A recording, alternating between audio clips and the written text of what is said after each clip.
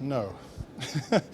I think in a way we can think of tradition as just innovation which is solidified over time. In a way, it's like the sediment in a river. It's just settled and become a tradition. But at some point, it was an innovation. So at some point, everything was new. At some point, having lunch at the time we have lunch was a new idea. Someone decided to do this. So as a designer, I tend to see the world as a series of choices that we've made. Therefore, we can make different choices if we want to. If we want different outcomes, then we can make different kinds of choices.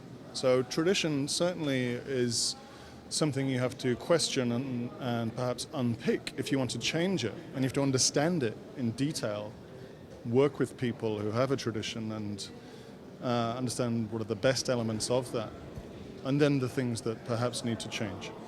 And that's when innovation can come in. Innovation is the creation of something new that has value, if you like, and we can use it to move traditions forward, so in a way that they become new traditions. If we think about living more sustainably or with different kind of social relationships, what we really want there are new habits, new traditions to replace the old ones. So to me, they're not opposites, they're part of the same thing.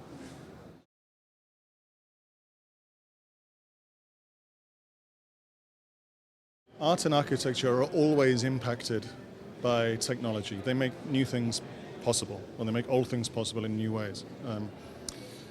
New things possible in old ways. Either way, technology is the tool that art has always used. Likewise, architecture. If we think about the inventions of the Renaissance in terms of the way that it changed the way we could make buildings. In the 20th century, the introduction of concrete and steel enabled entirely new kinds of buildings. The invention of the elevator enabled skyscrapers. So now, of course, we've seen this recent wave over the last 40 years maybe of computers being used in architecture in particular. So you see the Sydney Opera House, perhaps from the 1960s onwards, was made possible actually through the use of computers in its architecture, one of the first buildings to do so. And we're now 40 years on from that, so it's radically changed the way that we build.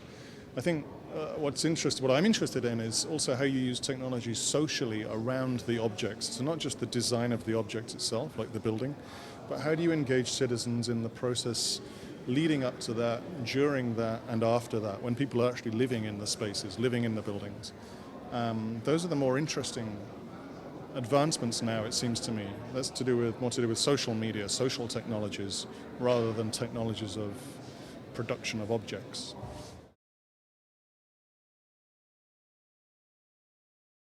I think we're all active citizens, so it's not a question of turning them into it as such, it's opening the door.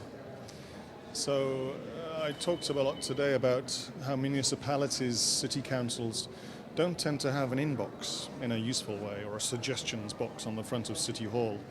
It feels like a very opaque institution, a kind of a faceless entity that you have this very distanced relationship with. So you might have an idea to become an active citizen in a way, by which I mean maybe you want to start a small community garden, maybe you want to turn a vacant space into a shop or a startup center or something. The problem isn't the idea, it's actually then, well, how do I do that? Like, what permits do I need? What legislation am I going to be dealing with? It all seems too complex, and so people stop. That's the issue, because again, we can redesign that. We can redesign the relationship the municipality has with the citizen, working in a more 21st century way, where we're used to collaboration, where we're used to using tools that work with you as an individual and your desires, and a community and their desires. And the rest of our life, we use social media a lot now, most people, to organize almost everything else. Why not this bit? And I think people will begin to look at their relationship with the municipality and go, this is kind of broken. Why are you behaving like that? And yet Amazon behaves like this, or Facebook behaves like this, or Twitter behaves like this, or my community group behaves like this, or the community garden organization behaves like this. Those are new ways of organizing, or new political movements.